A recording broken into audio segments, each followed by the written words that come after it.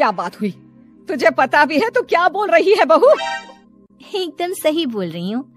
अगर आपको मुझसे अपने इन ऐंठन भरे घुटनों की मालिश करानी है तो मुझे वो देना पड़ेगा जो मैं मांग रही हूँ। एक हाथ दो और दूसरे हाथ लो, सिंपल। बहू हूँ, इसका मतलब ये नहीं कि नौकरानियों की तरह काम करूँ। ये है अमृता और उसकी सास रेखा। अमृता एक नई नवेली बहू है जिसकी शादी कुछ दिनों पहले ही रेखा के बेटे माधव के साथ हुई है। वैसे तो अमृता दिल की बहुत अच्छी है, लेकिन वो कहते हैं ना कि खून का रंग तो दिखता ही है। बस वही डॉन की बेटी होने का रंग यहाँ अमृता में भी दिख रहा है, जो है रिश्वत लेना।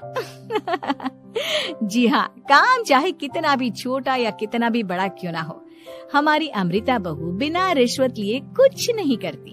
चलिए देखते हैं आगे इनके साथ और क्या क्या होता है।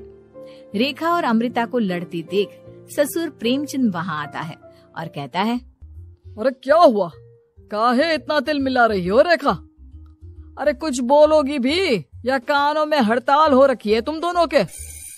देखिए ना पापा जी, माँ जी ने मुझे कहा कि मैं उनके घुटनों की मालिश कर दूं, लेकिन उसके बदले में माँ जी मुझे वो हीरो वाला पुश्तैनी हार देने से इनकार कर रही हैं। क्या? घुटनों की मालिश के लिए हीरो का पुश्तैनी हार कौन मांगता है बहू? पापा जी, आपको तो पता ही है ना, आपकी बहू कितनी सयानी है और कोई भी काम फ्री में नहीं करती। और अब शेखावत खानदान का आटा तो इतना भी गीला नहीं है कि अपनी बहू को हार ना दे पाए। क्यों माय डियर माँ जी? देखा आपने प्रेमचंद जी, ये अब मुझसे पुश्तैनी हार मांग रही है, कल को पूरा घर मांग लेगी। अरे जा जा, मैं खुद कर लूंगी अपनी मालिश। ठीक है, मुझे क्या। एंजॉय योर मालिश टाइम माँ जी। रात में जब पति महादेव दफ्तर से लौटकर घर आते हैं तभी कमरे में, अमू सुनो ना, मेरा वो लाल रंग का जो शर्ट है ना वो धो दो ना प्लीज। एक्चुअली कल मेरी एक इम्पोर्टेंट इंटरनेशनल क्लाइंट के साथ मीटिंग है, बहुत बड़ी डील का ऑफर है, इसलिए मैं अपनी उस लकी शर्ट को पहनकर जाना चाहता हूँ।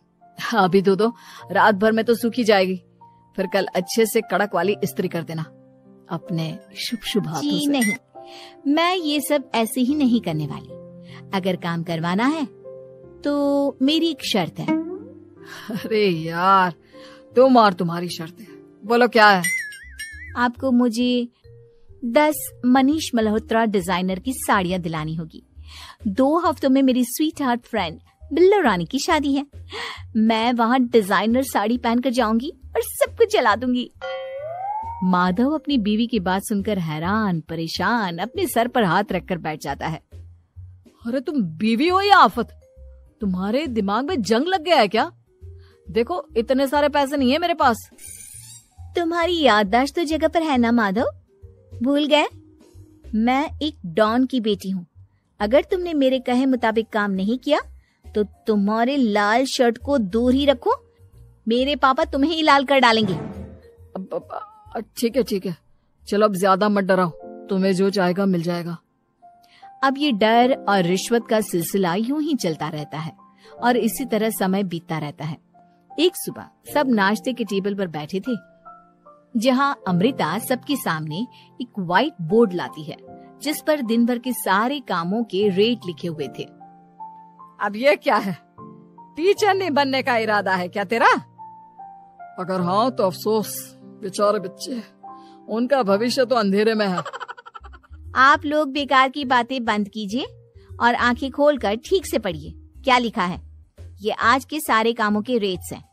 आलू पराठे, चाय, दाल, रोटी, चावल, सब्जी, हलवा, मिठाई, रसोई की सफाई, वॉशिंग मशीन में कपड़े धोना, ओखल में मसाले कूटना और माँ जी और पापा जी की अलमारी की सफाई करना। इन सब कामों की कुल मिला के जो रकम बनती है वो है ये 10,000 रुपए और माँ जी की लेटेस्ट लाए हुए सोने के झुमके भी। अमृता, तुम इंसान हो या हैवान? जरा तो दया करो हम पर।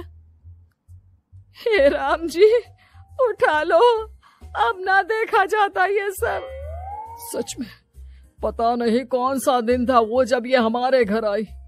महादेव, तेरे प्यार ने तो हमारा जीना दुश्वार कर दिया बेटा। दुनिया में बहुत रिश्वतखोर लोग देखे, लेकिन ऐसी रिश्वतखोर बहू पहली बार देख रहा हूँ जो अपने ही परिवार को लूटने में लगी है। बहू, तुझे पता है ना कि ऐसे रिश्वत मांगना गुनाह है। पापा जी, मैं कोई गुनाह नहीं कर रही हूँ। रिश्वत लेना बाहर की दुनिया में गुनाह है, मैं तो बस अपना हक मांगती हूँ। मेरी रिश्वत रिश्वत नहीं, मेरा शगुन है, नेग है। और वैसे भी मैं एक बहू हूँ, इसका मतलब ये नहीं कि मैं सब काम पूरी जिंदगी फ्री में करूँ, आपके चरणों को धोते बैठूं और 24 घंटे आपकी नॉन स्टॉप सेवा करती बैठूं। चलिए छोड़िए, नाश्ता और खाना चाहिए तो बोल दो जल्दी से, वरना मैं चली थिएटर। आज मेरे फेवरेट सलमान की पिक्चर रिलीज हुई है। इतना कहकर अमृता वहां से चली जाती है। इस बेवकूफ का जल्दी कुछ करना पड़ेगा। कुछ दिनों बाद घर में पूजा रखी थी और पूजा में 11 पंडितों का खाना बनाने के लिए कहा जाता है, वो भी नई बहू के हाथों से। देखो अमृता बहू, आज घर में पूजा है, 11 पंडितों को खाना खिलाना है, 56 भोग बना पाओगी? उन्होंने कहा है कि नई बहू के हाथों का खाना ही होना चाहिए, नहीं तो मैं रेखा को ही बोल देता हूँ। ओ कम ऑन पापा जी, खाना तो मैंने फ्री फंड में अपने घर में भी कभी ना बनाया, तो अब आपको क्या लगा कि पूजा का नाम लेकर आप मुझे अपनी झांसी में फंसा लोगे? अरे कल मुही, बस अब बस, पहले सुन भी ले क्या कह रहे हैं हम। तुम्हें जितने पैसे चाहिए, जितने तोहफे चाहिए, सब ले लेना, बस पूजा पाठ में कोई बाधा नहीं आनी चाहिए। ओहो, ये हुई ना समझदारी वाली बात। ठीक है, अब आप लोग निश्चिंत रहिए, मैं ऐसा खाना बनाऊंगी कि उन 11 पंडितों की 11 पुश्तें भी मेरे खाने के स्वाद को याद रखेंगी। अमृता पंडितों के लिए खाना पकाती है और पूजा संपन्न होने के बाद उन्हें केले के पत्तों पर खाना परोसती भी है, जिस पर खाने का पहला निवाला खाते ही वो क्या भोजन है। हम इतनी जगहों पर जाते हैं, लेकिन इतना अच्छा स्वाद तो काफी मुश्किल से चखने मिलता है। रेखा जी, प्रेमचंद भाई साहब, आप लोग सच में भाग्यवान हो कि आपको इतनी सर्वगुण संपन्न बहू मिली है, जिसके हाथों में साक्षात माँ अन्नपूर्णा विराजती है। सर्वगुण संपन्न, सबको संपन्न कर देगी यह खूंखार औरत, कुंडली मार कर बैठ गई है मेरे बेचारे बेटे के जीवन में। एक मिनट, अरे ये बात मेरे इस बूढ़े दिमाग में पहले कैसे नहीं आई?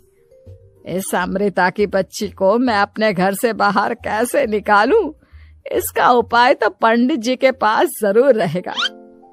रेखा अगले दिन पंडित जी के पास जाकर उन्हें अमृता के बारे में सब कुछ बता देती है, जिसे सुन पंडित जी भी परेशान हो जाते हैं। अरे, ऐसी बहू तो 7 जन्मों में भी किसी को नसीब ना हो भगवान। देखिए रेखा जी, आपकी रिश्वतखोर बहू और आपके बेटे की कुंडलियों को जोड़कर देखा है मैंने, लेकिन इसमें तो यही बता रहे हैं कि ये आपके जीवन से कभी नहीं जाने वाली, इसलिए उसे सुधारने के लिए जल्दी आप लोगों को ही कुछ करना होगा, नहीं तो एक दिन वो आप लोगों को कंगाल करके ही दम लेगी। नहीं, ऐसा हरगिज नहीं होगा, मैं कुछ करूंगी, हाथ पे हाथ धरे नहीं बैठूंगी मैं। वहीं घर पर अमृता को ये पता चल जाता है कि उसकी सास रेखा पंडित जी के पास उसकी और महादेव की कुंडलियां लेकर गई थी, और इस पर जब रेखा घर लौटती है तब वाह माँ जी वाह, बहुत ही ज्यादा सयानी निकली आप तो। लेकिन मैं आपको एक बात बताना चाहती हूँ कि मेरी और महादेव की कुंडलियां जोड़कर पूजा पाठ और हवन करके भी कुछ नहीं मिलेगा, क्योंकि मैं ऐसी बला हूँ जो आप सबकी जिंदगियों से अब कभी नहीं टलने वाली, फिर चाहे आप कितने भी टोटके हवन या उपाय कर लें। तो खुद को समझती क्या है रे बदतमीज, तुझसे बात करना तो दूर, मुझे तो तेरी शक्ल देखना भी नहीं पसंद।